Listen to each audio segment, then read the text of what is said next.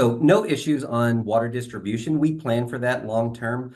Of course, every water utility in the summer, especially in Texas, has a summertime peak. But once again, we've kind of mitigated a lot of that just with build out. Of course, we have a lot of really great resources and education for our customers to cut down on that water usage, but no impact as far as actual water distribution.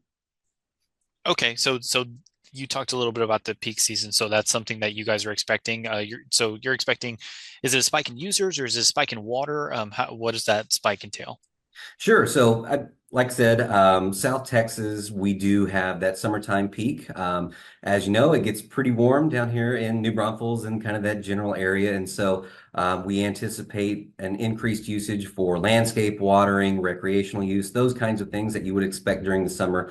Like I said, we plan for that. It's nothing new for us. Unfortunately, summers have always been hot and they seem like they're not necessarily getting hotter, but definitely getting hotter for longer. And so we do plan for that. We have a lot of really outward looking plans and projections, and all of our infrastructure it meets those requirements to keep that service continuity. Absolutely. Obviously, you guys said that you've planned for this. This is something that you guys have been prepared for in these types of scenarios. Why is it so important to be prepared for massive droughts like this? Is it, I guess if you want to talk about, sometimes we never know when droughts are going to end. Right. So why is this so important to have these contingency plans? Right. So our contingency plans, they anticipate a kind of a worst case scenario. So we base a lot of our information off of the drought of record back in the 50s. And so that was about a 7-year drought. Our current drought, it kind of depends on how you look at it, but we're in our fourth year. We look at it as in our fourth year. And so we're still kind of under that marker for that worst case scenario. So we never know when the drought is going to break. Right now, I think that we've got some pretty good rain chances in our immediate future. We're going to knock on wood there. And then looking out this summer, yes, it's going to be hot, but it's also kind of looking like it may not be as dry as it has been the past 3 summers. So we're hoping that we get a little bit of rain, but if we don't, we are very well prepared for that. So that's very important that we do use those really big worst case scenario markers just in case we ever have that event repeat itself. So we're well equipped to deal with even another drought of record.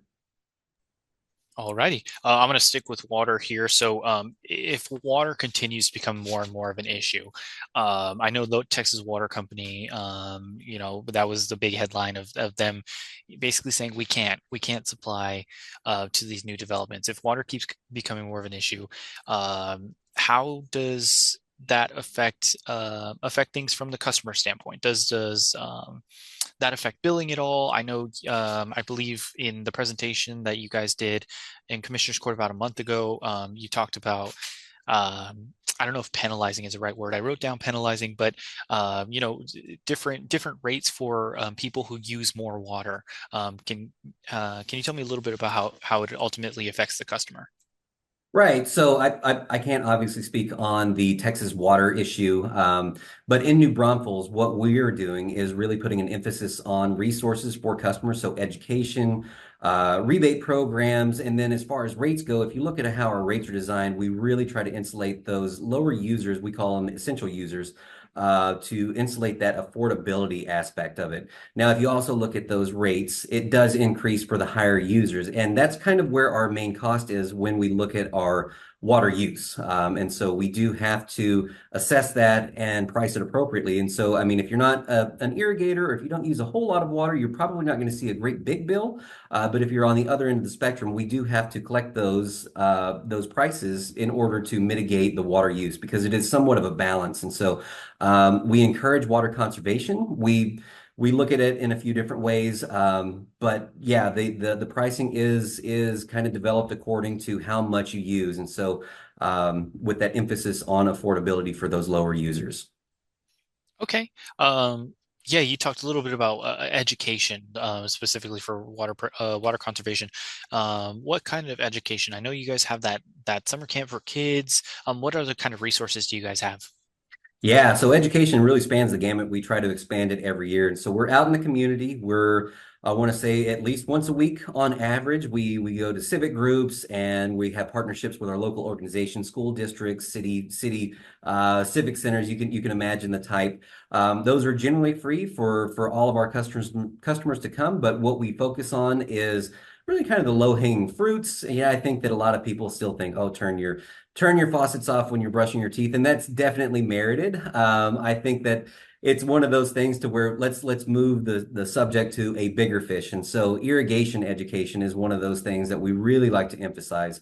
It's somewhat of a mystery. If you look at an irrigation timer, it's akin to an old school VCR. If you're familiar with those, they're not super easy to work. And so we have obviously the education out in the community, but then we'll also visit our customers' homes for free to give them that education on site, to show them how to program their personal timers, give them advice on if they're watering too much, if we can see some issues with their landscaping, or if there's a high bill, we can kind of throw some tips out to help them lower those overall bills with that education.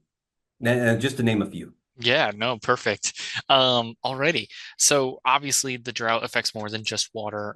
How do you guys expect the drought and ultimately, the summer heat, like you talked about, to affect the amount of energy used by people in the New Braunfels area, during trying to shield themselves from the heat, AC, things like that, electricity.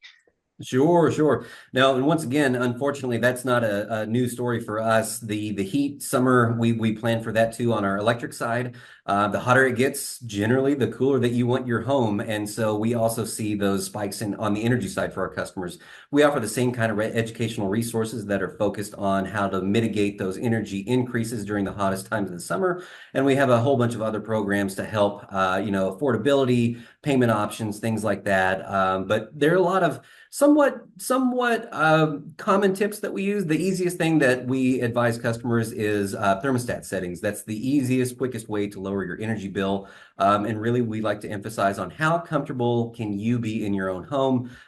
We've used numbers in the past. EPA still recommends, 78 degrees in the summer, and that's can be a little bit warm for some and a little cool for others. And so we like to frame it in what are you most comfortable with, and how can you get as close to that line as possible to kind of balance that comfort level and then your energy affordability. And so that's how we look at that. But the same on-site assessments, educational outreach in the community, different programs like thermostat upgrades, things like that that we hope that can help customers lower those energy costs as well as the water cost on the other side. Alrighty. Well, I guess I'll kind of wrap it up with a final question.